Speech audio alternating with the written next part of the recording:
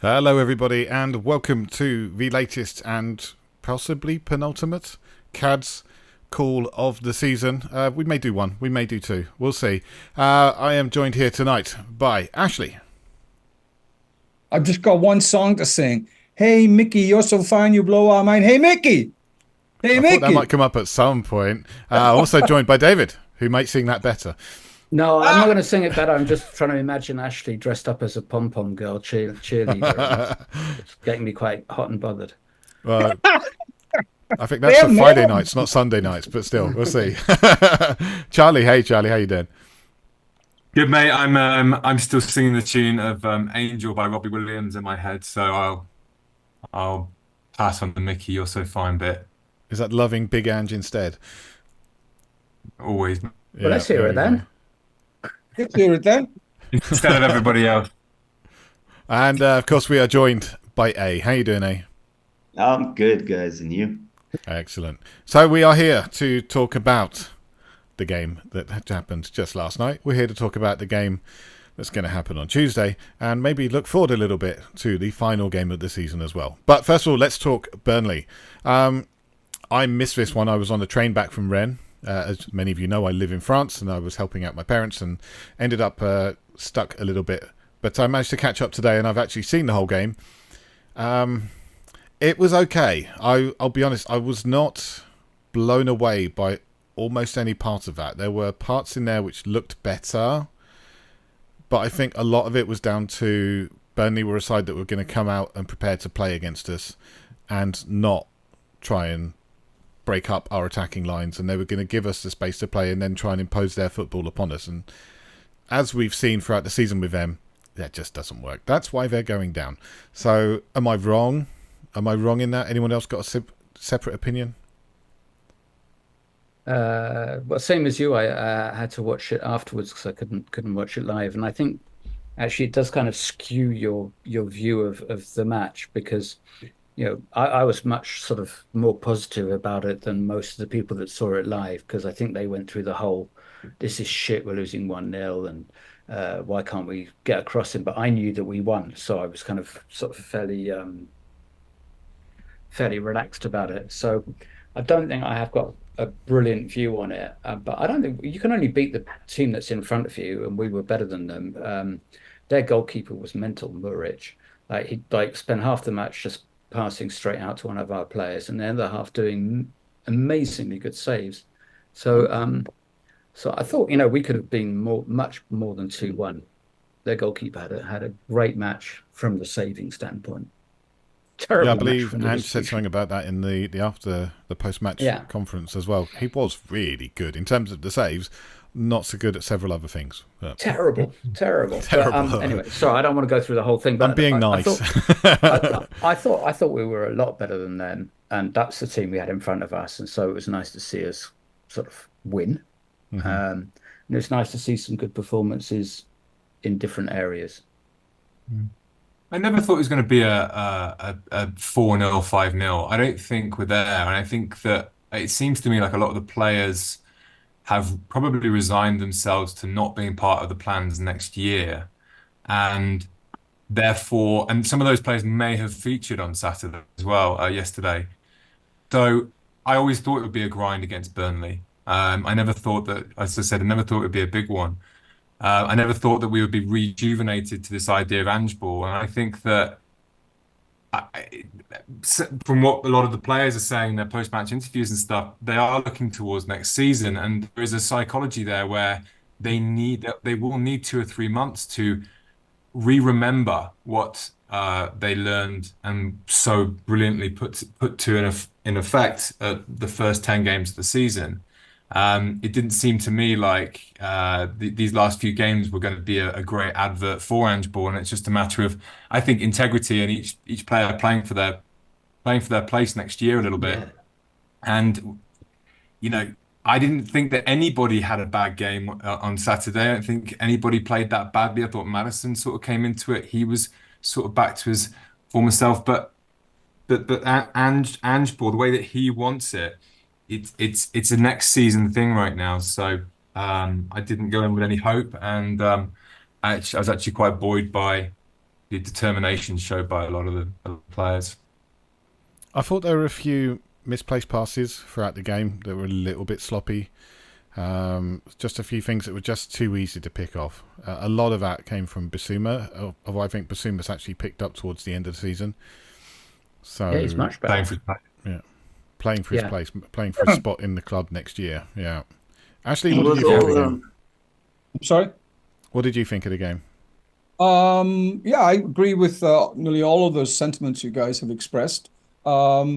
It felt good to get a win over, those 4 games were just getting kind of boring and slip sliding away into obscurity. The season was looking like that, but luckily it didn't, and we got a little bit to play for, which is wonderful. And Micky van der Ven is worth the price of admission. He really is. I've been a fan for a while. I don't think I've seen a player like him before, who has that sort of speed and awareness. And well, he's 22. He's going to get even better. Can we find players like him, other players like him? Because that was great. What a great signing. So he's the prototype for future signings. That works for me. Yeah. Him and your doggy. Yeah. Yeah, exactly. I think just one last thing. I think he's actually a little bit ahead of you, Doggy. I really think he's up there Definitely. already with one of the best centre backs in the Premier League. So you play Van der Ven in front of your doggy in the left back position. Cheeky question. That was a very, very, very much a no. Because he had a great cameo there, I will say, right? He did very, very well there. Yes. Yeah. Fantastic. What Yeah. did you think of the game? I watched it live. It was up and down, very frantic, um, but kind of much the same as we've seen a lot in the season, except I think Burnley were maybe not as good as the other teams of picking up on some of our frailties and punishing us. But nobody truly had a bad game or a totally bad game. There were patches of good, there were patches of bad, or I won't say bad, but drop-offs, I don't think you can, a couple of those things came on Skippy's side because he's playing hopelessly out of position and he's doing the best he can, and nobody expects him in his first game to have all the nuances of a seasoned left back. So they played on that. But as the game wore on, we got better. The second half was probably wonderful to watch. I think first half was a lot more frantic for us. When we lost the ball, we were completely open. But I think that's what they're going to work on, being less open. Firstly, as they get better, they're going to lose the ball less. That's the first thing. At the moment, it's that last 10% that's not happening, and we get counted, right? So I think as time goes on, that's gonna get better. So there's gonna be less opportunity to do that, and then maybe a few tweaks and stuff. I think we've got to use the halfway line a bit better, because that's your offside line, and Micky's got amazing pace that buys us a lot of leeway. But like if he's not there, then we're a bit susceptible. But in the second half, I thought we played some lovely football, just lacking the final bits. I'd like a little bit more control. Obviously, as a fan, there's things you're not happy with. But I think, as Charlie said before, you can see what we want to do. And if you have some better players and a little bit better awareness amongst the players, and a little bit better in the final third, it'll make a huge difference. I think it was Clive Woodward, right? He said he can't improve the English rugby team by 15%, but if you can improve every player by 1%, you're going to get a similar output. So I think maybe that's what Ange is looking for, trying But to it'll only improve be many 11%. different things. Yeah. 11% still be okay across the board. I'm such a pain in the ass. I really Good sub, good sub, right? Well, hang on, It's including 11% subs, improvement as 16%, well. including subs. 16%. There you go. Not It's the goalie, 11. hopefully. Sorry, just by that metrics, 11% of 1100% we're talking about there, right? Yeah. Now that doesn't sound like a lot. No, it doesn't, does Well, it? Never mind. does anybody have any observations or comments on how Sonny has played or? Keep him on the left. Keep him on the left. He was so much better when he went to the left. So much better. He kept on twisting and turning and trying to find space, but yeah. Centrally, I think it's been realised that if you deny him the space, then it's very, very difficult for him to I actually think have there's an a effect couple on of the game. things too. For me, Sonny's been to the Asia Cup back. He does everything for his team. He does everything for his country. He's the star for both of them. He goes above and beyond. It's the games, it's the media, it's talking afterwards. That guy must be absolutely worn out, and asked to play a role that he's doing for the team. And he's got a high work rate. He's probably, Premier League so tough you can't drop off by 5%, and he's running on fumes most of the time. So I've got mad respect for Sonny. I think a good break will see Sonny be phenomenal again. And when he moved out to the left, the difference in quality on those crosses and the intelligence of his movement was there for everyone to see. The blueprint would be somebody like Sonny on the left and somebody like Sonny doing the same thing on the right with a proper centre forward. By the way, I thought Dane Scarlett did well for 15, 20 minutes when he came on. Well, I think he provided that focal point, didn't he, David? Yeah, that sort of allowed us for Sonny to not play that natural sort of running behind the. It was just a completely different game once he came on. I don't necessarily think it's because of him, because I think a lot of people have been waxing about him. I feel like because he's a natural centre forward and Sonny was playing his normal game, that's why he looked good. It looked like he was going to score at some point. It's just a matter of time. Yeah, absolutely. Totally. I mean, I don't have even a half erection for him or anything, but I mean, he did really well for his 15 minutes, and that's great. And maybe he'll make it, maybe he won't. But I thought it was great having someone in there making a real nuisance to himself, pulling players out of position, making them think twice and stuff. And like you said, Charlie, he's right in the right place. If we'd got a couple of crosses right, or if Burnley hadn't just got that foot in at the last second, he would have had a goal yesterday. I was really pulling for him there, and you Yeah, can see how hard he's worked on his physicality. He's not anymore. He puts looks himself a bit slow though. He should. I mean, when he came on the scene, he was quick. I mean, he's piled on some pounds now. He's obviously bulked up a lot to play men's football, but he looks like he's suited there. Yeah, but we haven't, unfortunately, he did when he broke in. Dave's getting smashed. Sorry. There's unfortunately, when I see Dane Scarlett, I can't but equate it to it wasn't even hysteria. There was just this building phenomenon in our under-21s team called Harry Kane before he came on the scene. He was scoring hat-trick after hat-trick after hat-trick. And he didn't really get much of a run in those first 2 years in the first team because he went out on loan quite a lot. But he ended up figuring it out and replicating that form in the first team. I haven't seen that with Dane Scarlett. I haven't heard, it's not about Dane Scarlett banging in the goals for the 21s. I know he's been out on loan as well, but I just can't see him making it. And I know that Ange is just using what he has right now. Obviously, Richarlison's out. Sonny out to the left, he knows he knows when we're struggling to find a goal, that that's the way you do it because it pulls us back into a better structure.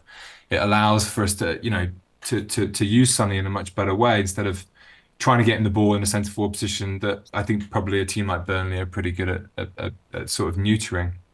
So yeah, I think that's very much a placeholder. I don't like even talking about him as a future prospect. I don't He's care. only 20. It's just it would have happened already, I think.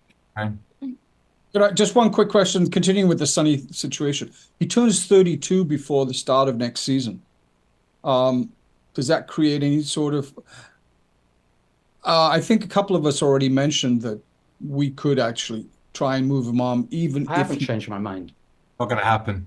Andrew said it last week. He said Sonny's definitely part of our plan. Sonny's not going to go anywhere. He loves it here. he's too big in terms of like bringing people in. And quite honestly, I think as a left winger, he's in his best position. He'll start scoring those top bin goals again. And ultimately, he's still better than Diaz. And he's like, 8 years older than Diaz or whatever. He's the best left winger on his game in the Premier League, and he will be till he's 30, 35. I don't know if And I that's think quite. that it makes more sense for me now to bring in Werner as a backup, Werner as a backup to him in that left wing role, so long as we sort out the striker role. I think we said earlier, just not that long ago, a few weeks ago, we said two positions really, really need looking at, the number 6 and the number 9. And I don't think that's changed. Because although Bissouma has picked up, I don't think he's at the point where we really want him to be our starting number 6 in every single game. It just doesn't make sense to me. He's not Who consistent I enough. like from a lower team, that two players actually that would fill 6 and 9 for me would be the guys from Fulham, Paulinho and Muniz. I really like the look of Muniz. And you talk about not having to spend massive amount of monies on star names. Muniz gave us a run around, and I've Yeah. been watching a couple of the Fulham games, and even when they are poor, he's a standout, and Paulina's a standout. I think Paulinho maybe gets typecast as just a destructive guy, but he's got a wonderful range of passing. So I think they would do well in our team. I agree, those two positions, but we also desperately need left back cover. Yeah. Yeah. Well, Paulinho would not be cheap. I believe Bayern Munich had an agreement for 40 million, and then that fell through, and he then signed another contract. So his value will have gone up. So you're probably looking at 50, 60 million for him as a proven Premier League player with his abilities. But I mean, silly season has started. I mean, I saw us linked to João Neves of Benfica today. I don't see that happening. I mean, he'll go somewhere that's got much more money than we do. We don't have a good record above 60 million, guys. That's very true. True. Is Bergvall 6? Lucas Bergvall. He can play 6, 8, or 10, apparently. 8 or 10 Can he really? Yeah. more suited. He looks a little bit more like an Odegaard sort of player in that sense. Maybe, a little bit lightweight for a 6. So that 6 position definitely would need looking at, which sort of, if Bergvall can play around midfield, I think our midfield is otherwise pretty good apart from the 6. And I guess you could call it a number 10 position, but I'd see that as a forward. But the 6 position, who would you bring in? Paulinho? I think that's a great shout. If we're going And to look obviously- internally, if we're going to look at the players we've already got, then for me it would be Pat Matasar. Because I think Pat Matasar's got the ability to break up the play. He's got the legs to run with players. He's got the ability and the timing to put in the tackles when needed. But he's also a tidy passer, and he's got a good long ball on him. So for me, he would be a good choice to play deeper if we wanted to. And his time will be reduced by the other players that are likely to come in. You know who Levy's looking at, right? Levy's looking at Ross Barkley. I've seen us linked to You know it. Alfie Doughty You know many it. times. Yes, Alfie Doughty as well. I thought Alfie was Yeah. a good shout on the left. Good cross. What about Bentancur? Could he play if he's still not carrying an injury? Or do you think he could play in the 6?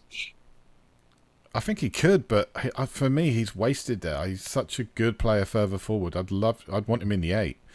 I'd want him playing in between the two of them, knitting things together, playing with closer to Maddison or whoever Maddison's usurper, successor, however we're going to name it, is upgrade. There we go. Whoever that person is. Because I think that could be some lovely stuff. I don't know if you remember back to pre-season, just after Maddison came in, there was some early video of Bentancur back in training, and the link-up play between him and Maddison was amazing. But we've never seen that yet. I want to see it in a game. Isn't it just like Spurs luck that a Rolls Royce of a player like Bentancur gets an injury that hampers him, a couple of injuries? Because, man, he's my favorite player, I think, just to watch. Silky smooth, he can do everything, but you can see that he's not right yet. And yeah, I hope next season we get the Bentancur, you know. Yeah, they're So talking next season. They're expecting him to be back properly to full fitness. They said I it could take him a I year think to that's get a back. game changer. but I it's mean, also trusting your body as yeah, well. Like that takes a while. Like irrespective of fitness, it's actual confidence in your body, I think. Mhm. yeah. Talking of Rolls-Royce players whose seasons and careers were slightly blighted by injuries, how good was it to see Moussa Dembele back at Tottenham? Just for a flying visit, just to say hello, man. That man warms my heart. He was such a fantastic player Well, for because us. I'm watching in France on French TV, they cut away from that to talk about the Manchester City match. So I was really looking forward to seeing Moussa Dembele because he's like one of my three probably favorite players since I've been following They Spurs, didn't, but yeah, didn't see they it. didn't show it here, Stu. What he was on the pitch at the end of the game or something, or what was it? Half time. Well, he was in the, I believe he was in the pre-match and the after-match discussion area. So, The as I streets said, will I never missed the forget. game. I've only been able to watch the catch-up at the moment, but there's been lots of pictures of him like in the tunnel and around certain players who he played with, him and Sonny, and Nasser Chadli was there as well. So, Mm. yeah, I mean, really the good to see streets will him. never forget. That's Musa was unbelievable. I It mean, was. I that was just a pleasure to watch him in that team. I kind of, you know, longed to see Musa with Modric, and it just wasn't to be. Imagine that combo. It Mm. was Oh, we had a pretty good one when Sandro was playing with Musa. That was, that Harry Redknapp year when we actually beat Inter. Sandro was, kind of the number six there, and it was be nice to have a player like him. Mm. Sandro, who now wants to be Spurs manager, taking his coaching badges and has said he wants He's to be the definitely manager at Spurs. That's he's his goal definitely for lurking life. around, isn't he? Yeah. He definitely loves Spurs. But I just to bring this up, guys. The midfield for me is a bit of a quandary. I think that I I don't see much change in the midfield beyond what we've just spoken about. I don't think there's landslide change. I think the front line, if anything, is going to get changed. I think the defense is rock solid. I'm really looking forward to them pushing on. I was incredibly buoyed to see Dragusin come in and play such a great role like he'd been playing all season, and that shift to be made really, really nicely. Players like Sarr, Bentancur, and Bissouma, I'm convinced we will hold on to because I think they'll only grow through this period. But my concern is that in terms of goal scoring, I don't feel like certainly it just reminded me you talking about Dembele that every single Spurs player that's played with him has always said that he's the best player in the world. If you look at his shot reel, you'd think he was the luckiest Yeah. bobbler scorer of bobblers there ever was, and yet he is deemed to be one of the best players in the world. Now, for me, a good midfielder is box to box, and he can chip in with those penalty spot area tap ins, a bit like Sarr had yesterday, but he doesn't really score enough of them. Neither does Bentancur, though he did have a good spell before he got injured, and Bissouma certainly doesn't. For me, it's a concern because I think our play sort of it a lot of wing play, Decky and Sonny, a lot of cutbacks into that area. I don't see any of them charging and looking to score, apart from potentially Sarr. For me, it's like, and when you don't have a number nine, I would have thought that would be, I thought that would be like an obvious thing. Do you see any reason why those guys aren't appearing in those situations? Because we do play a very high line, we do play very far up the field. Why are those guys not there, and where are they? Yeah, I you know, feel. in what there was one game, Charlie, where Bentancur did do that this season, and he passed it out to the winger. I don't know if it was Johnson or Werner, and then he pointed and he ran into the penalty area and scored a beautiful goal.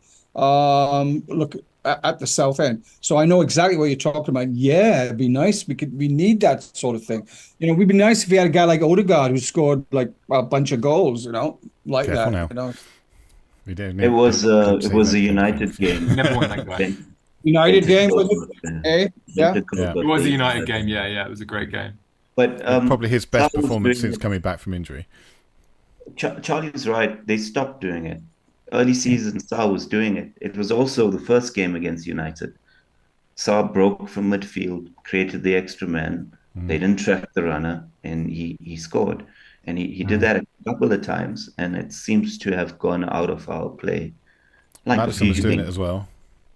Yeah, they were doing it. Yeah, you're right. Madison was doing it as well.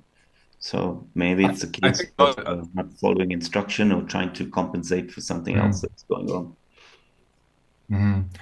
I think a lot of it has to do with how teams have figured Spurs out that they only have to tuck in and they let the wingers play. So when the wingers do come in and cut back, it tends to be really, really congested in there, and everyone's already in the penalty area, and there isn't a lot of confidence to shoot from the D's. So again, it's like it's Ange ball 2.0, 3.0 to get the ball to the wingers, get the wingers to cut it in quicker, and so people can't get back and chock that penalty area.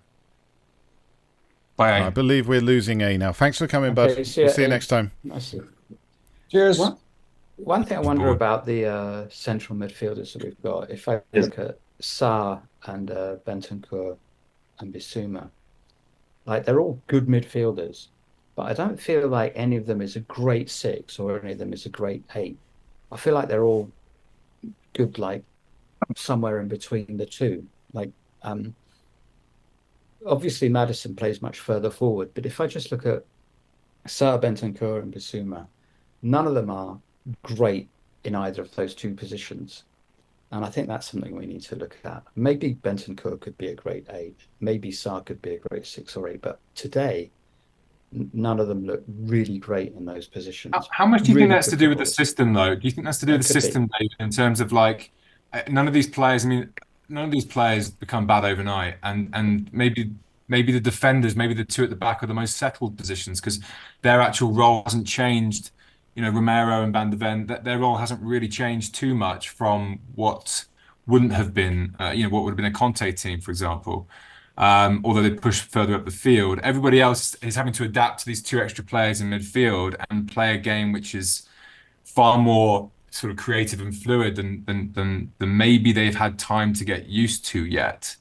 Um, Well, there's that, but there's also perhaps something else, which is I've noticed that, you know, we've been playing, apart from this like little rush where we've had a couple of games, two games a week, but for quite a while since we got kicked out the cups really early, we haven't had a huge amount of matches. And so, yeah. injuries apart, we should have been able to play a settled side. But Ange has been consistently chopping and changing his midfield.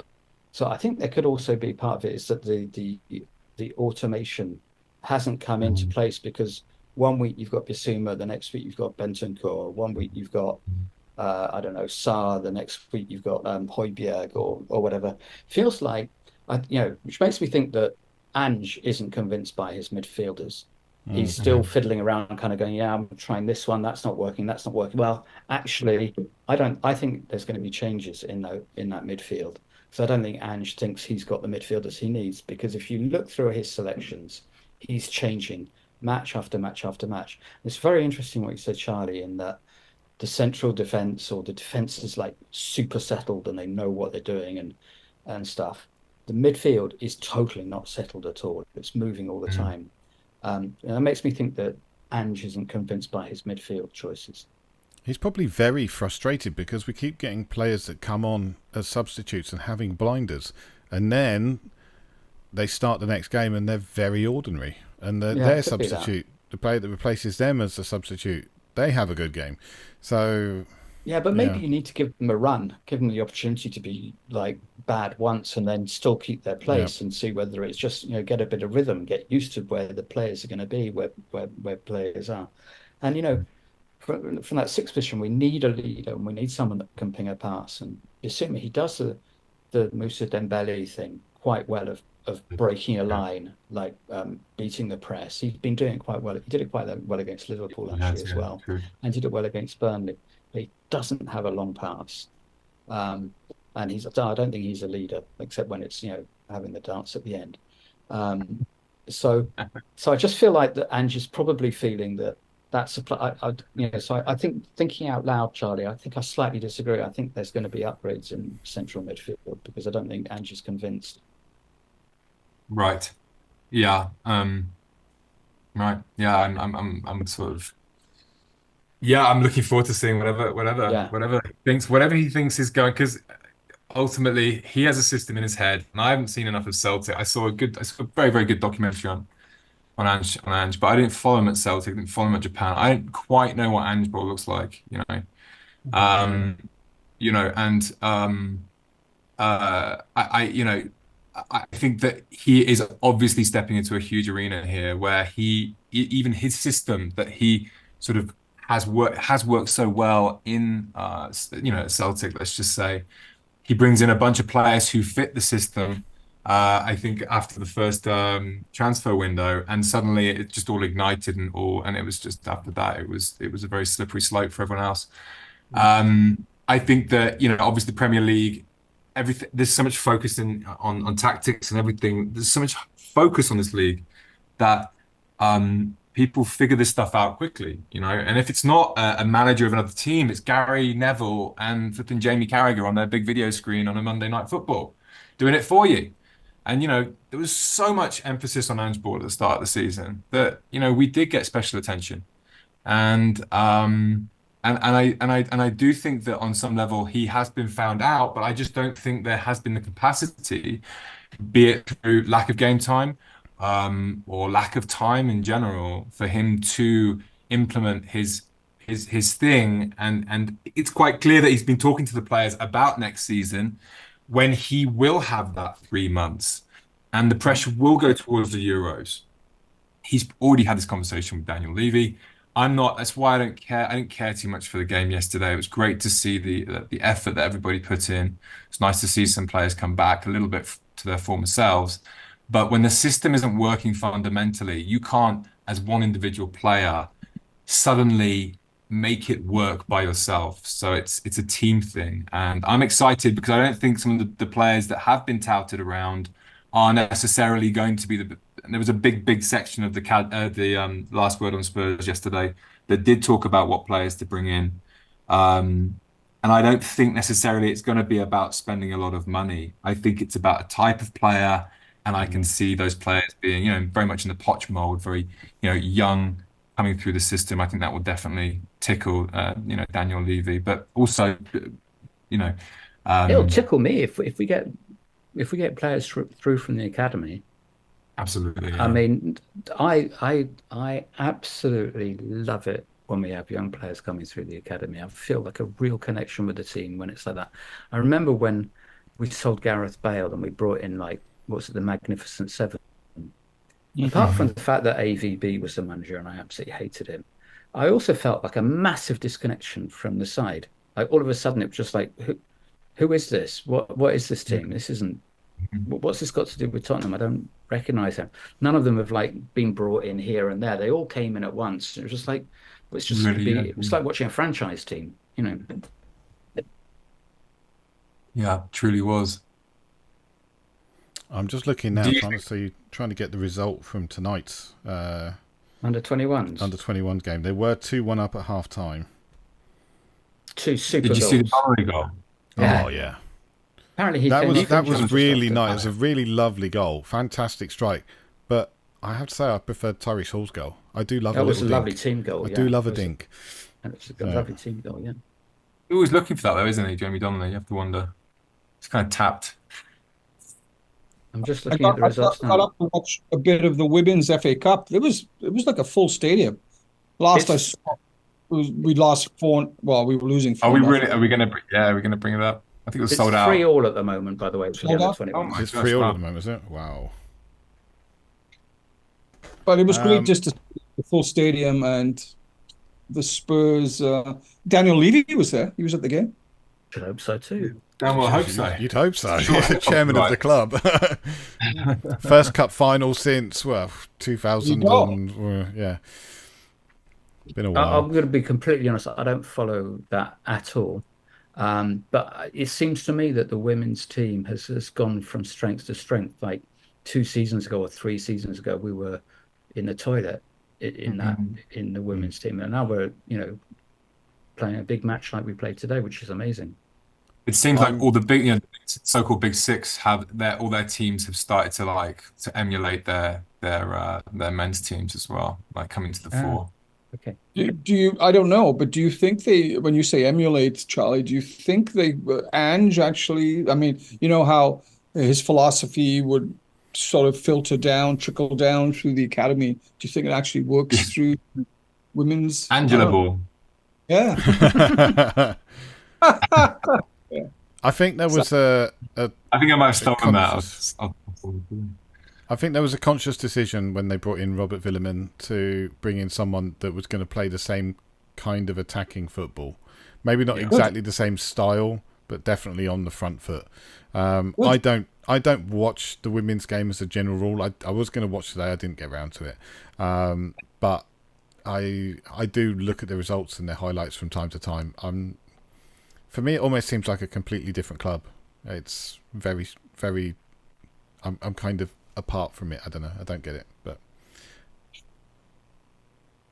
as a general rule, you don't watch the women's team. No, I don't think anyone. I didn't know any of the players. So, Stu, what have you got against women's football? Who set that rule? Is it a men's game? Is it because it's a man's game and not a women's game? I've known a few women's footballers. They're much better than I was. So yeah, I'd say one of the worst experiences when I was being marked by a women's football player. She had very sharp nails, and the way that she would mark you is by pinching you constantly. And I was like, "Oh God, it really hurts." Well, so maybe it's that. Maybe there's some kind of trauma resulting from that. I don't know what it is. Yeah, no, I've just never had that connect with the women's team. Maybe it'll come, but yeah, it's never been there for me. I used to write about the women's national team over here, and interviewed many of the legends of the women's team, from people you guys, Charlie might know, but you guys would, Mia Hamm and the like, Brandy Chastain. I was there at the Women's World Cup final in Pasadena, and in the press box, and also in the and it's pretty exciting. It's a completely different sort of audience, but they're bringing in money, and they would bring in money for Tottenham Hotspur Football Club, I don't know if they actually play at the Tottenham Stadium. I don't know if they have. I know some of the other women's teams have played at those associated men's stadiums, where, of course, they would get bigger crowds and things. So I think it's going to continue growing. Whether or not we watch it, I think it's going to continue growing. I think there have been some games at the Tottenham Hotspur Stadium, but not all of them. So mainly because of the numbers, they're not going to get the same kind of numbers. And we're limited to the number of events that can be put on at the stadium. And I think they'd rather have some of those for things like Beyonce concerts and stuff like that. So, hey, let's talk about Tuesday's game. Let's get to that. Yeah, I was going to come round to that. But yeah, let's talk about it. I'm somewhat conflicted. I do not want Arsenal winning the league. And Manchester City beating us would definitely help them in their fight. But at the same time, I know when I see that team sheet on Tuesday, if it's a weakened team sheet, I am going to be spitting feathers. And if I see the team is not putting in a proper having a go at it, I'm going to be very upset. They'll have a go. I was sorry, David. I was very keen on the interviews at the end of the Burnley match, talking about the last two games. There's just not, even if you gave Ange a paper bag, at this point, I don't think that there's any way that he's going to take the foot off the accelerator on Tuesday. See it. He does not care. He's a Liverpool fan. Like, he doesn't give it. Like, I don't think many players in that team, are tuned in. I don't want to say this, but like, are tuned into the levels of tribalism that the Spurs fan. And that's not to say they're not playing for the club. It's a completely different picture from where they're standing. A lot of these guys, as I said before, I think will be playing for their position next year. I think Ange's, they live in a bubble that we do not live in, and the idea of again playing Man City, taking your foot off the pedal, You could get tonked 7-0 at home, Bayern style. I just don't think that's, they're going to be far more concerned about the fact that, Haaland's now back on form. Micky van der Ven wanted to make a name for himself by flattening, Erling Haaland. Foden probably going to be the player of the year, that he's, on song, and these guys are chasing the title. They're going to turn up. I, as a Spurs fan, would be far more concerned about the fact that, as a player, far more concerned about the fact that I could, that I have to be my A game just to, we're going to have to be our absolute best and hope that Man City are off form to win.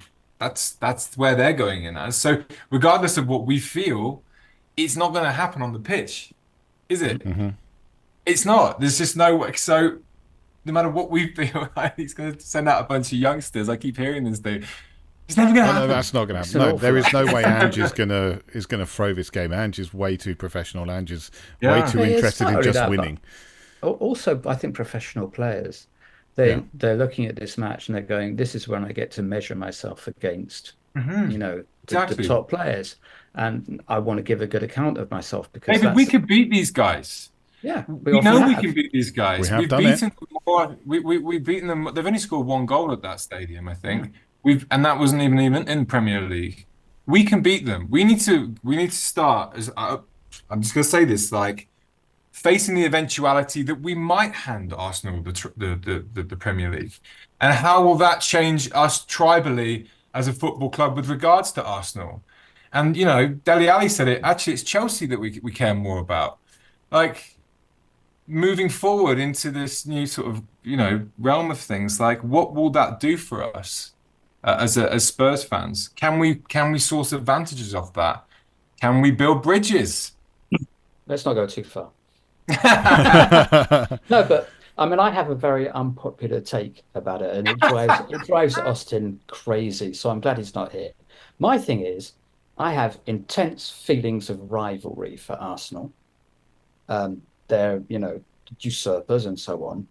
But I absolutely loathe Manchester City. Yeah. And I absolutely loathe Chelsea to a far greater degree than I dislike Arsenal. So from my point of view, this is and I know it's an unpopular standpoint. I feel rivalry for Arsenal. They're our biggest rivals, but it's just rivalry. I think Manchester City present like an existential threat to football. I think Chelsea do. And I think they need to be beaten and they need to not win stuff. So I want to beat Manchester City. And I don't care if it means that Arsenal win. It doesn't make me happy. But I've freaking, there you go, I caught myself. Hate Manchester City. I hate them. And I think we can add Newcastle to that list as well now. Yeah, we can. Yeah. No, it would be nice. It would be nice to finish the season on a really good game against City, and then even a better one against Sheffield United. And it would be a nice send off to the season if we actually did that. So yeah, I guess I'm gonna have to agree with Dave that damn, if the other team wins it, what do we? Well, fine, go ahead. I was saying this before the match. I just watched just before we came on here. I watched the Man U and the Arsenal game, the last 20 minutes of that, and it was very nervy. Weren't at the best. I don't know if you guys picked it up. Spoiler alert, but I wanted Arsenal to win that game. And I'm not obviously, I don't want Arsenal to win the league as a Spurs fan, like just by default. I don't think I'll be a Spurs fan if I could say that. But like that game on Tuesday is under the lights. It's fully loaded. We want to play in these games. Like, I guarantee you, Romero, Van der Ven, these big players now. We've got big players in our team. We do have a great squad already, and it's just a matter of playing the system. I've got to point to that in a second, but that game on Tuesday is going to be absolutely, everyone's eyes are going to be on that game. And what a beautiful thing to have that we get to decide. We saw this from like 3 or 4 months ago that Tottenham will get to decide where that trophy where the trophy goes at the end of the season. And we have a track record of beating Man City at Spurs.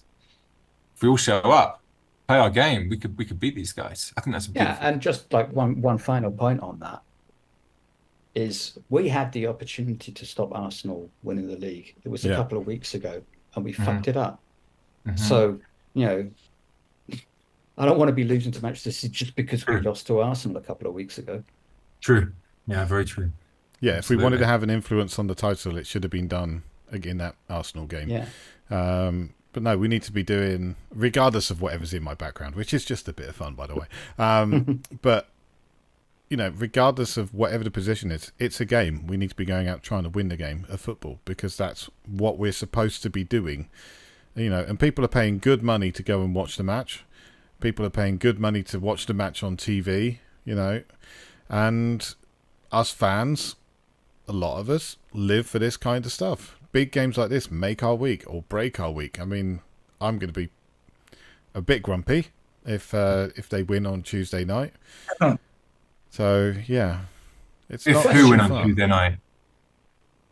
If Man City win, I'm still going to be Oh, upset. if Man City win, okay, yeah. Yeah, no, We're I'm gonna be still going to be grumpy upset, whatever regardless of whether or not it puts Arsenal slightly behind in the race. I'm still not going to be happy with it. I don't like seeing Tottenham lose. All right, No. selection questions for Tuesday. Would anybody start Dane Scarlett? Because we're talking about don't start the kids, but I thought having an actual number 9 in the number 9 position was quite nice. I think you're right. And having Sonny on the left and maybe Brennan on the right, or maybe Kudo on the right and Brennan coming on as a super sub. Don't know. I would be quite for that because I thought he showed enough to say that he causes problems and gets in the right position, pulls people out of position, makes space. You know, I don't know. I think he needs to learn to do the simple things well, because there are a couple of times he did overcomplicate things a little bit. An extra touch here when he should have just laid it off. But that's the kind of stuff that a young player goes through. For me, the more important question is who plays left back. I didn't think Skippy was terrible. He was certainly not the reason that they scored their goal. But when Van der Ven went there, Van der Ven was a force down that left-hand side. And the goal was lovely. So do we continue with that little experiment? And Dragusin didn't show himself up in any way. A few nice little runs forward as well, which was nice to see. So he's a forward-thinking player as well. So there's definitely options, but bringing I don't see him changing a kid, thing from yesterday. I don't think he'll change a thing. I think he'll name the same team that he named for Burnley, and I think he'll make the same substitutes when you know, if and when he needs to. You know, for what it is right now, for the injuries that we have and for this and that, you know, for the lack of players that can play in his system, I think that was the best case scenario that happened yesterday. Which would mean like putting Sonny in the middle, because apparently Richarlison is out or is going to be out. Which means, is that what you're suggesting, Charlie, starting Sonny in the middle? Yeah, and obviously Manchester City will go for the wins, so they will give us a chance, you know. And I think that, you know, I think that to have a potent front line is gonna benefit us. I think we'll get opportunities. It's not going to be like a lot of teams play against us where they pack the penalty box. Even Arsenal did that really to really great effect. They had 11 players behind the ball. You know, most of the time, I can just see Man City getting a goal and then us having a bunch of chances, thinking we might score, and then Man City go and score again, which has been sort of a pattern I find over the past. You know, when we have got tonked, we've had a good period after the first goal goes in where we think we're going to get back in it, and then there's 2 or 3 more goals. So I don't really see much changing there, and I wouldn't be surprised if it turns out that way. But yeah, I think the team they sent out yesterday was, you know, Skippy way out of position, of course. Van der Ven, I think he had a good point after the match that Micky can't play 90 minutes running up and down the wing. He's already had injuries, and they need to protect him somewhat. And that's the reason he hasn't played him in that position, and obviously the reason he hasn't played Dragusin as well. You got to be an agile sort of midfieldery kind of player to play that position in under his system. So, yeah. I wonder whether he'll persist with the setup in the first half where Decky was on the left and Johnson was on the right. What do you think? What do you think about that? Well, when I saw it, I thought that's a good idea, but actually the execution was crap. So now I don't know. It didn't work. I think Did it? moving forward, Johnson is just he is obviously a good player, but he is so effective off the bench that I don't want to start him anymore. Like I don't think he deserves to start. I think he deserves to come off the bench. But we obviously haven't got the options right now. But Yeah. if you play Scarlett up front, it would be Sonny, Scarlett, Decky with Johnson coming off as an impact player. Yeah, and I'd like that. I'd love to see that. I think that Yeah. would be really interesting. But I don't think you're right. I don't think we'll see it. I think I'm pipe dreaming. So yeah. This point about Skip and playing in that position, which is interesting because you're watching it and you're going, well, he's not really playing a fullback. He's actually playing as a midfielder, which But is what handball he is. is. Yeah. Yeah, which is what he is, which was just interesting just to go, oh yeah, he actually plays in that position with a little bit more responsibility for the wing player. Just one other guy, and Stu would know about this. I saw that I've seen a couple of goals by this guy Donnelly. Can he play as striker? Can he get some minutes? Because he looks class, that guy does. He's a number 10. He's played striker, he's played number 8, but he's much, much better dropping off the front line and being the player that puts the last ball through. He's got a lovely range of passing. He's got a lovely eye for a ball. Somebody once told me that the hardest thing to do is to play a through ball to where someone is going to be, because they're not there. You've got to rely on them making that run and playing that ball at exactly the right speed so that the two combine at the same time. And Jamie Donnelly has that gift. He sees the game so well.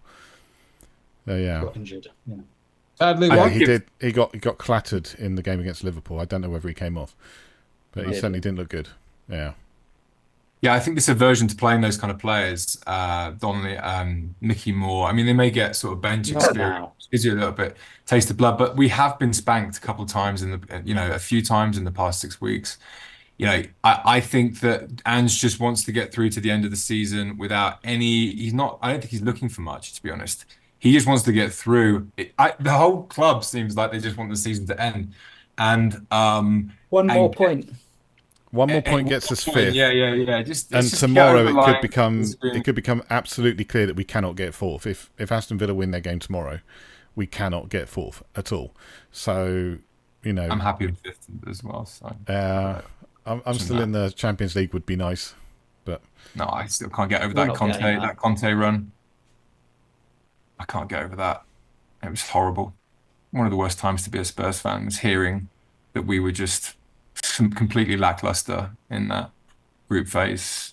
Yeah, I put that down to the manager more than anything, but yeah, I see your point. But yeah, is he going to keep the same? Is he going to keep the same midfield? Because Saturday for Tuesday, is that right? So there's not a lot of recovery time. So you might make some changes from that point of view. He regularly does make changes in that area, though, so it wouldn't be a major surprise. Wouldn't be surprised to see Højbjerg start, would it? It wouldn't. No, it wouldn't. Right. Regardless of my feelings about Højbjerg. But still, yeah. He's all right. Yeah, he's all right. He's not inspiring. I think the question is, and I think in some respects what I was wondering is he going to be keeping players back to make sure we get that point against Sheffield? That's the question. We need 1 point.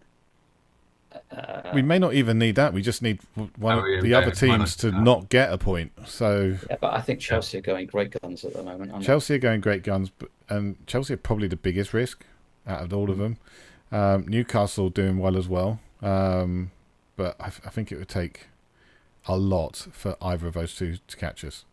There's both Chelsea and Newcastle, right? Because Manchester United lost today, so they can't. Yeah. Chelsea and Newcastle. And what are their remaining fixtures? Sorry, does anyone have it offhand? I did. I can find them very quickly. Sorry, that's just going to completely derail the podcast. So Chelsea have Brighton. Chelsea have Brighton on Wednesday. Away. And Manchester United have Newcastle. So Man United, Newcastle on Wednesday as well. So they've both got 2 more games and they're 6 points behind us, right? Yeah. Is that right? They've got to win both of their games. Newcastle have Brentford on the last day, so they should win that one. And Chelsea have Bournemouth. So yeah, we need a point. Yeah, I didn't. But there is absolutely no reason we should not get a point against Sheffield United. If we don't get a point against Sheffield United, or even 3, I would be spitting. And we don't deserve to be 5th. Absolutely, yeah, totally agree. Exactly. You've got to take your own chances. You can't rely on other teams to do you favours. Again, like we're in that phase of the year where he is absolutely Ange is looking at every single person. The pressure is off Ange. Like so long as he doesn't get tonked 8-0 against Man City, there's going to be no more pressure. He's going to get another season and he's going to get a transfer window to do things. The pressure is back on the players right now. Now he's beaten Burnley and he beat them convincingly. It should have been 4-5-1. Let's face it. I mean, we weren't playing our best. We could have easily won that 4-5-1. We've seen it in the past. Spurs in front of their home crowd last Saturday of the season. I was surprised we didn't score more goals. Whatever. It's all on the players right now. And again, we've had this conversation before, guys, where we know those players who are probably playing for their position. I'm going to throw a really, really, I don't think in that midfield, since we're bringing it up, I think we all expect Højbjerg to be moved on, but I also don't think Sarr really knows where he needs to be playing. And I think that he will definitely, his first team place is definitely not, and it should be, I just see a lot of him walking around the pitch with his arm around people. I just think he's having a great time at a youth club. It looks like he's having a great, summer of love at Tottenham. And he needs to really, like we say, get in the gym with Vicario, start to, go through some sort of military training or something. Because if there's one thing about that boy that I worry about, it's the fact that he is a boy. He's a boy, and I know but he's always going to look like a boy. And I just don't. We talk about Basuma as well, not having that leadership quality as well. Bentancur is a lover, and where's that midfield grit? Palhinha is a great shout, and I think we should, a player like that, established, not a risky one, is to knit the ferocity of Romero and Vicario behind him through the line. Where's the spine? We still need a spine, and having lost Harry up front, we now have nothing in front. We have no spine. In front, and Sonny's not that guy. Sonny sells shirts. He's a lovely guy. He's not a general. We need to be thinking about that number 10. I think, and this is where Daniel Levy needs to not be doing sort of opportunistic, Daniel Levy type things. buys. Yeah, he needs to get the checkbook out. This player is the one where he needs to spunk the money. This one. There's maybe two positions where it needs to be not fuss-arsing around. Just get the player and get him in early, please, and get the right player in, irrespective of, whether you can spread it out over 30 years or, I don't know, or whether you can get not as good a player, but Shakhtar Donetsk are in trouble, so let's cheat them or whatever. I just really hope that Danny Levy can just on this transfer window can do proper transfers. It's what Ange wants, though, isn't it? It's that player, and he's going to know that, and I think he does know that. And I think the reason the system has failed is because there isn't that discipline through the midfield into the attacking three. It's let us down, and considering we scored so many goals, which is incredible, really, considering we got rid of Kane, the possibility, if we do have that discipline running through the team, to stick to the system, I don't think we need to necessarily spank insane amounts of cash on the best player on the planet. I think it will be a certain player that maybe some of us hadn't even considered that actually just fits the mold perfectly. 2 or 3 players like that Ange knows very, very well. I think he does know those players. And we could be looking at a huge season next year. With tons and tons of goals, because we do have more matches and we will be playing looser. I think we're looking good. I think we're in a good spot. I think for next season we've got 2 starting positions that are very much up for grabs, and I think there are 2 backup positions that we absolutely need to fill. We need to have backup fullbacks or inverted fullbacks, somebody for the right, somebody for the left. We absolutely need someone who can start at 6, and we need someone who can start at 9. Palhinha would be great, and I'm kind of leaning towards Ivan Toney for the number 9. I think I'm with you on that. Sounds very gettable. Sounds like other clubs are pulling back from being interested in him. And yeah, a bit okay. of a dick, He gets isn't he? goals. He's a bit of a dick, but he gets goals. Yeah. So I suppose I don't mind Not him at being a Tottenham. dick. He can be a dick at Brentford, but not Tottenham. well, I mean, Richarlison was a bit of a dick at Everton, so and now he's Yeah. ours, so we love him. No, Now he's Richarlison was great. the sort of Yeah. Richarlison was the sort of player that winds other players up and stuff. Yeah, Ivan Toney just totally disrespects his club yeah. every week He's out been very, very after bad. they stuck to him, and I don't like that. I don't care about him being a dick on the field because indeed when he's in our team, then I'll love it, you know.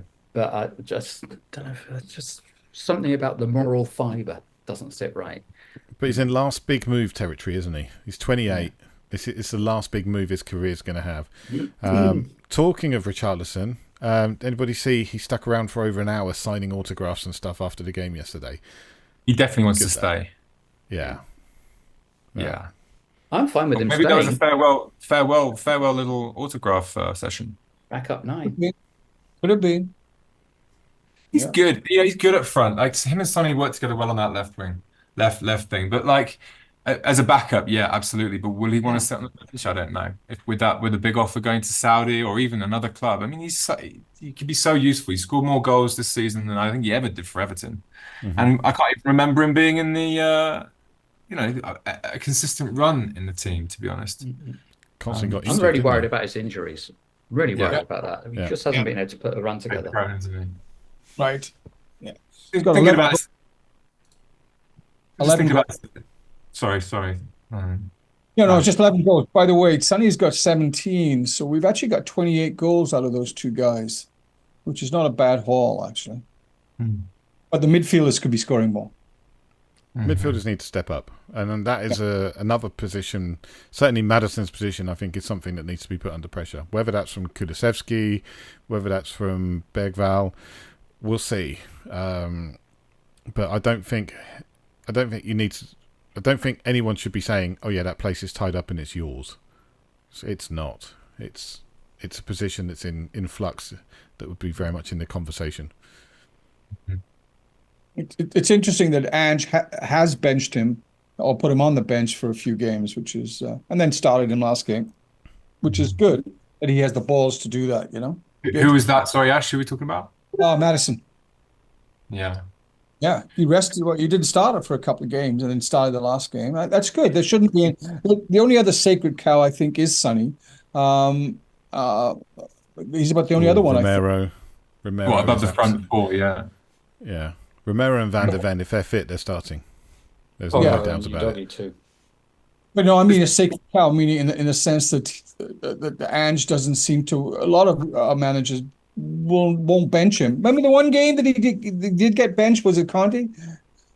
And he scored a hat trick when he came off the bench. Got fired. Again, it's like I think he's seeing a bit of that with Maddison right now. He knows that he's not a dead cert. He knows that he's willing to try something else instead of him, because I think he was that starting. I don't know what's going on with Gio. I think multiple people, even the guy in Last Word on Spurs yesterday, was saying there's something going on with the Gio situation because he's not a bad player. And in fact, I will go so far as to say I think Gio has been our most problematic player in the sense that we haven't had a good backup for 10 who hasn't got off the field problems. I think that's been our biggest problem this year, apart from losing Harry Kane, was the fact that we didn't have that backup 10 who could step into Maddison's shoes or in his stead, or even push him to become a better player. We haven't had that settled number 10. And I don't know where Madders has been since his injury, but that's a psychological thing. It doesn't seem to me to be a physical one. Like he seems to have, beaten himself up a little bit about something, which I never saw him at Leicester have to go through. But aside from that, when you talk about Romero and Van der Ven, I very much feel about those two that they are the new Harry Kane in our team. And I think that one of my greatest frustrations about Daniel Levy was those two barren transfer windows where we had prime Kane, prime Dele, prime everybody up front, and he decided not to invest in the team, not to give it a spring clean and push people, and that was ultimately where Poch came undone. If he does not make he has two great players here playing at the back. If we don't build teams around them in front of them, then he just hasn't learnt his lesson. And I do feel like he will this time. I know he's looking for investment. Um, and I do think we will spend this year. We've got a great chance. Ange's a great coach, and I think that he will get what he needs for next year. I think we're going to have a great season next year. Okay. One thing I would like to do that we haven't done a lot of recently is talking about football as a wider thing. I mean, we did it last week after we shut off the recording, and it was probably as good as anything we talked about during the pod. So let's try and recapture that magic. There are going to be a lot of managers changing this summer. A lot of people who are going to be changing jobs. And for me, I'm very, very happy with our current manager. I am very glad we're not in that. Who do we think are going to be the biggest winners and losers out of the merry-go-round from the summer? Ten Hag. What, Ten do you think Hag's we the have to clean loser. up? Yeah, he'll be out, won't he? Yeah, he's got to go. He's got to go. After, yeah, I mean, the Arsenal game, yeah, the Crystal Palace game surely Palace was. game. Whoa.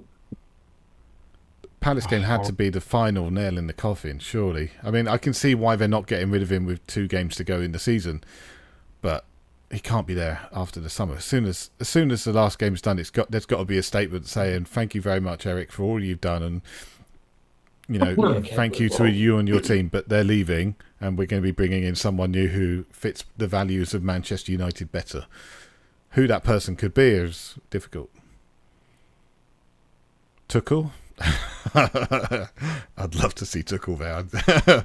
At a continuing slide of Manchester United. It'd be great. Have we spoken since that moment, since the Tuchel Harry Kane moment? No, we have not. Deary me. No. What a disaster. He obviously didn't he know pick how up a good back Harry injury? Kane is at wasting time. What I heard was that he had a bit of a back injury and he wasn't able to continue, which is why they brought him off. But that also sounds like a bit of politics and some saving of grace kind of comment. So I don't know how much of it is true. I'm gutted for those boys. I really wanted them to win. I would have loved it for Dyer and Kane if they'd have done better there. It would have been great. I don't. I'm still fed up with. I'm still pissed off with Kane for not apologising after his behaviour during the 2 months at the beginning of the season when he wanted to go to Manchester City. He never apologised for that, and I think that was the Gary disrespectful Neville to the interview fans. and things like that. I thought that rankles. wasn't rankles, but I wish him well. Just wish he'd apologised. Personally, to you. Yeah, I've to got a me, little bit personally. more sympathy Yeah, for I've been Dyer, waiting to for be it. honest, out of the two of them. I think Dyer was sidelined at our end, and then he's gone to Bayern. He's been an integral player for them since joining.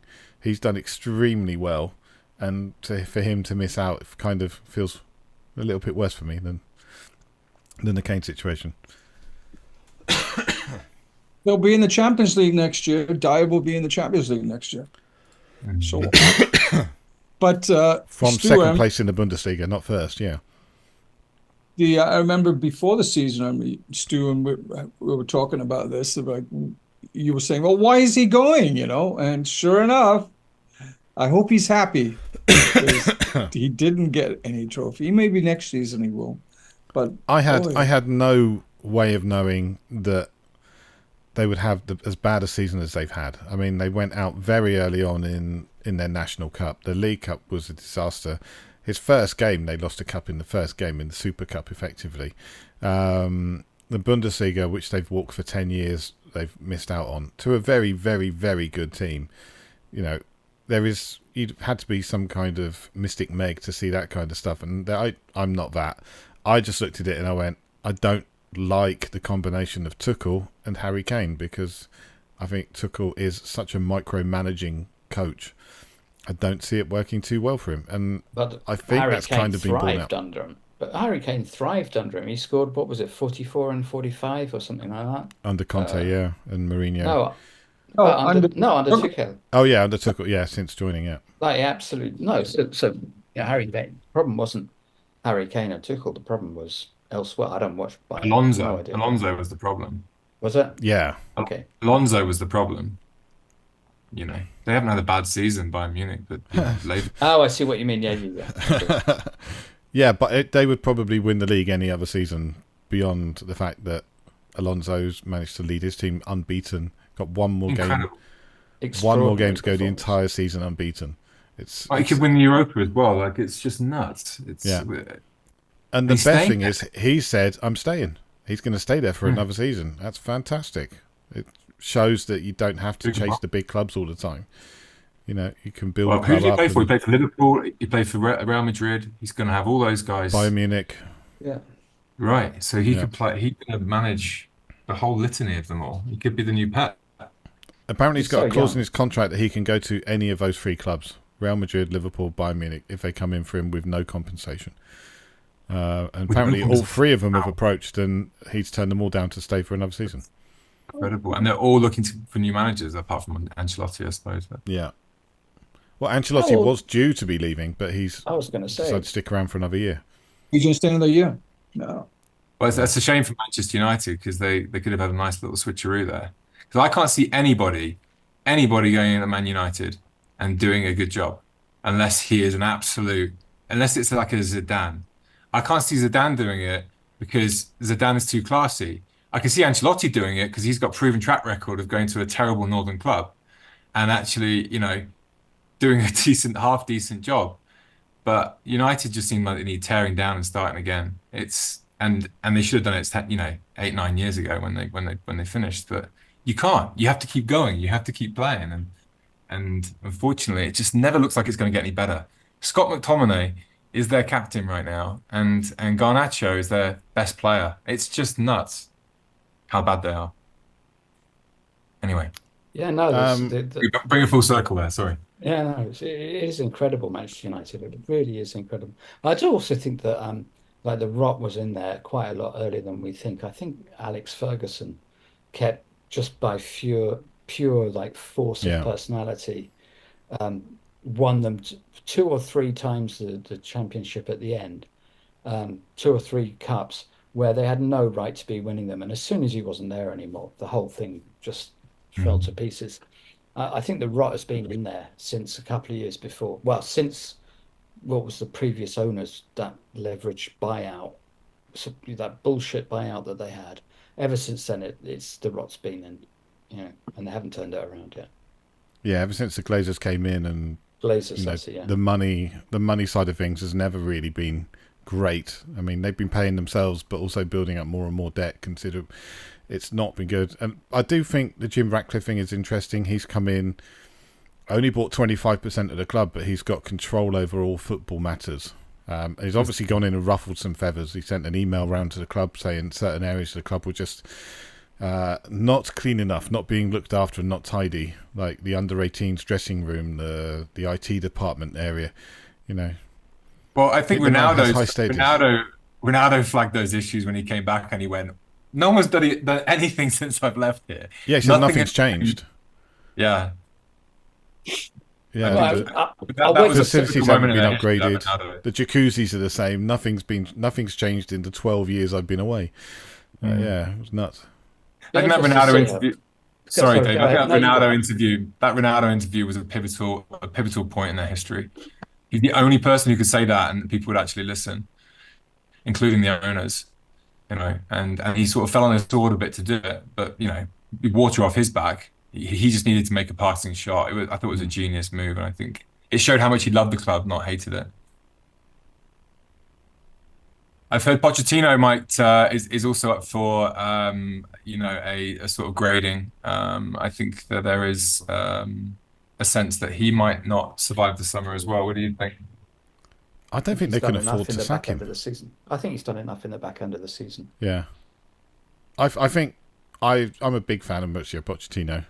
Didn't want him to go when he did, but I don't think Chelsea can genuinely afford to get rid of him. They've got huge money issues, and if they're going to chuck another compensation package on top of that, not just for him but for his staff as well, and apparently he negotiates on behalf of his staff and always gets some good deals. The money we paid out when we sacked was fairly high, and it would just push them over the edge. I'm absolutely sure they can't afford to sack him unless he decides to walk away, which I don't see happening. He'll be there next season, as far as I can see. So Stu, is that in terms of how much money they have as a club that they can't put towards that sacking, or is Yeah. that just that's a financial fair play thing? Is it? It's a financial fair play thing.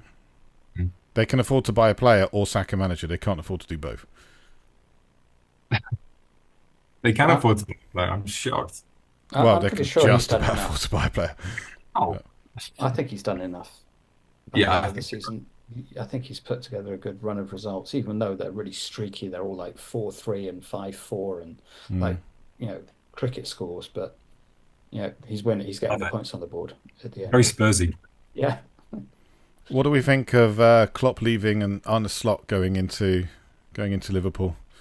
We know much about him. I know he was linked to Spurs, and I took a quick look at him. His football was exciting then. I think they need some investment. I think he'll need to bring some players in because I don't see Salah starting next season really. Wow, I don't see him being there, to be honest. So Yeah, Thank you. it could be time Saudi for Salah Arabia, to move on. Yeah. Saudi Arabia's calling Salah this summer. We think that'll give them the money to invest and probably bring in Jimenez from Feyenoord.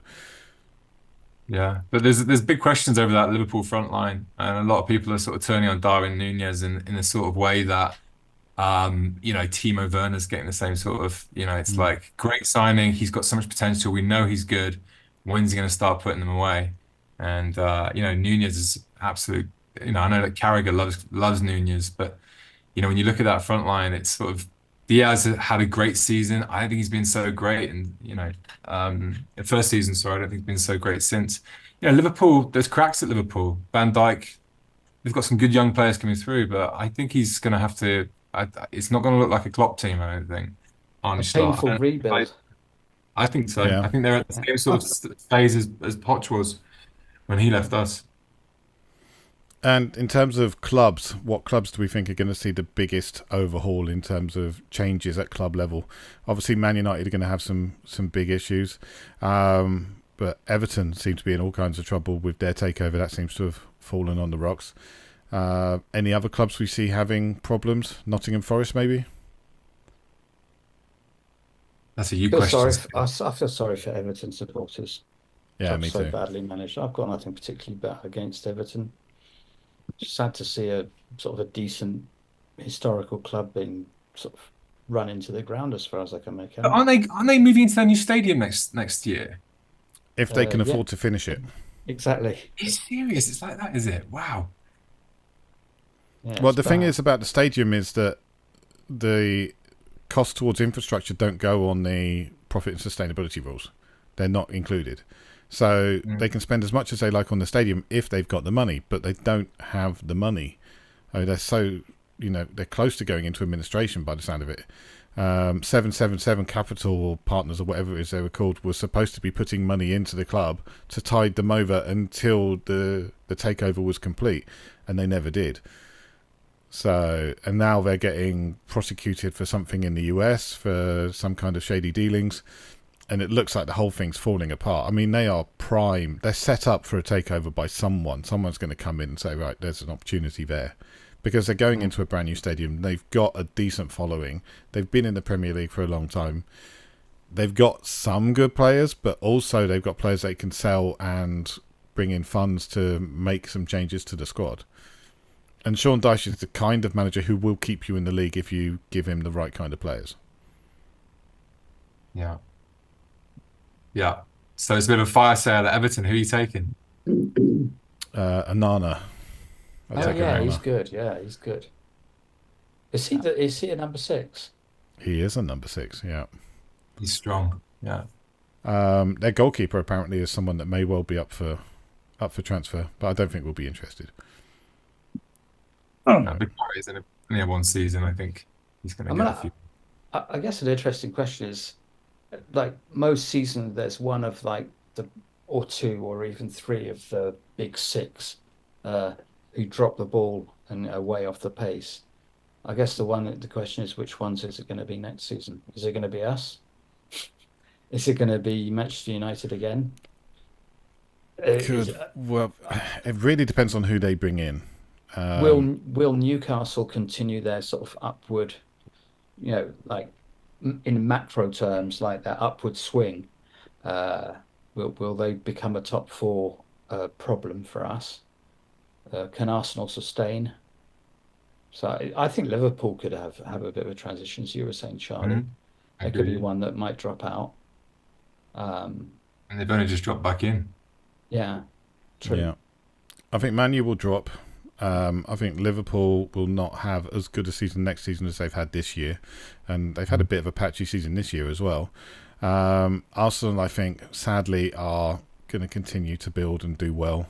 Do you think so though, Stu? This will be the third season in a row they've kind of bottled it. Oh, And some of those players might get sort of bottle fatigue, you'd think. Hope they I bottle think it. there are positions they need to fill. They need a number 9. They absolutely need a number 9, and I think they're aware of that. Um, but they've pushed City closer and closer every year, Hmm. and I think if they don't win it this year, then next year they're going to be really up for it, and they're going to have a much better chance because they will fill the problem positions. And they've got a very good squad throughout the side, and they've got players like Saliba who's grown into his slot and made it his own, and is doing very, very well. I mean, it's one of the top defenders in the league, rightfully so. I do not like praising Arsenal players; it hurts. But yeah, I don't see them dropping. I see Chelsea continuing to build as well. Even without any more investment, they've brought in players on long-term contracts. They've had a year to bed in and settle. The manager's had a year to bed in and settle. And They could be a problem, yeah. they could be a problem next year because they've started to show something. If they move some players out and bring other players in for the same money, they could be a real thorn in our side and push us for a top 4 slot next year. Aston Villa are interesting because they've concentrated on making solid purchases, and they've got a very good manager. I think Unai Emery was massively underrated after his time at Arsenal. I thought he was very hard done by there. And frankly, I think they're a side that will be pushing us for top 4 again next year. Our situation, we need to spend some money. We need to back our manager. If he's not back sufficiently, then we are going to struggle next year. Struggle. We'll struggle to reach where we are now, I think, because other clubs will be pushing further up. We will make changes, and Ange isn't the sort of person to go, you know what, thanks for that player. I realise he's a club signing, and I'm going to try and fit him in. I think he's been dealing with like maybe half a dozen of those players in his squad already this year, and he's just obviously managers don't throw their own players under the bus. Like it's the reason why he hasn't properly chastised Vicario for being so weak on his line. But I can't see anything but great communication between him and Levy. I don't think the players he needs are going to necessarily, break the bank for us. I think he'll get exactly what he needs, and he'll know that from the pressure he's felt at the end of this season, that if he doesn't deliver on his own sort of promises, I think that he knows that next season will be difficult in that sense, and he would not want that kind of pressure that he's felt in these last sort of 10 matches again that next year. He's not that kind of guy. He's too honest, I think. He stated very publicly that the board have backed him and that they're giving him what he wants, and that that everybody's on board. If that is the case, and I would love that to be the case, then we've got an exciting season next year. Yeah, We've got I an don't see. exciting future for as long as he's with us.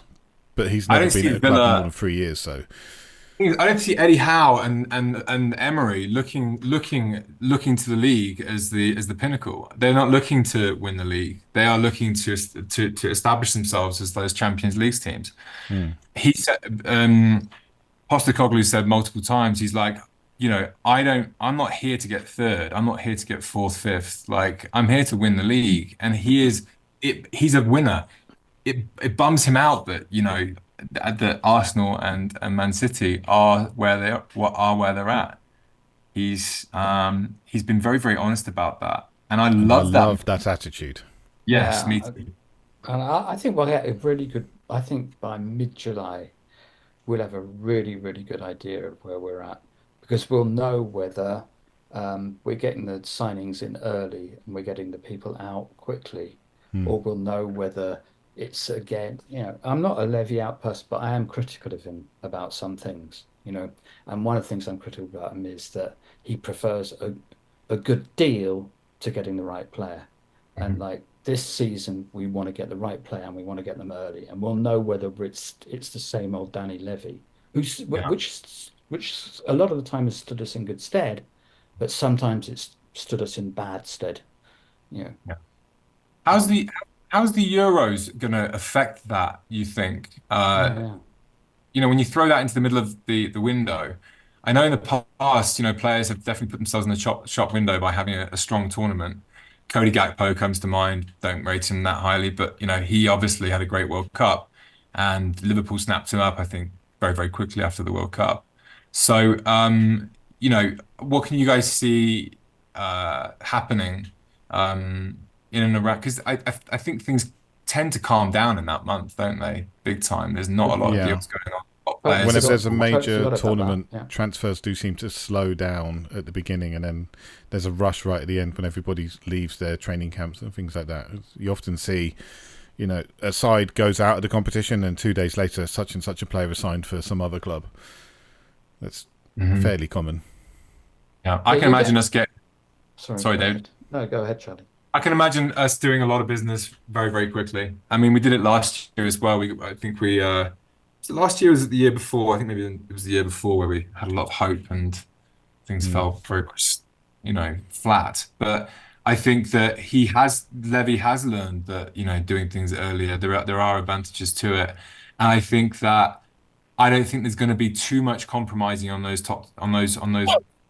top two choices that Ange will need, in my opinion, in the 9 and the controversially the 10 position. I think that those two players, if we can, spend the money on those two players up front early and not haggle and whatnot, I think that everything else will fall around those two positions. And yes, Well, that let's would hope so. they might get relegated Yeah, to the bench. So I think we're going to have a good season next season. I think we're going to get the kind of players that Ange wants. And I think we're not going to be speculating for the future. I think we're going to be buying players to fit into the squad now and become first teamers for us. I think there will be some players, maybe an Alfie Doughty, maybe a player to play backup for when Udogie is unfit, or Pedro Porro. And there will certainly be players leaving. And we talked about this in the past, but it's definitely going to happen.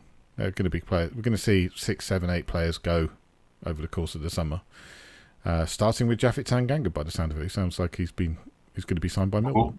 So, Tottenham under-21s just beat Liverpool under-21s on penalties Excellent. after extra time. oh, that's Ooh. fantastic. I look forward to seeing the highlights of that, because it sounds like Yeah. it's a cracking match. Anybody that hasn't seen it, check out Jamie Donnelly's goal, and check out Tyrese Hall's little dink as well. Yeah. I haven't seen the third goal yet. Me neither. Okay, everybody, thank you very much. We've done over an hour and a half, so I think we might well be done for the evening. It has been great having you all here. I look forward to speaking to you again. Should we do one Wednesday? I don't know if I can do Wednesday, but if I can't do it without me, We'll see what we can do. Until then, everybody, thank you very much for your time. We'll let you all know on the socials as always. And come on, you Spurs. When you're supposed Cheers. Yes.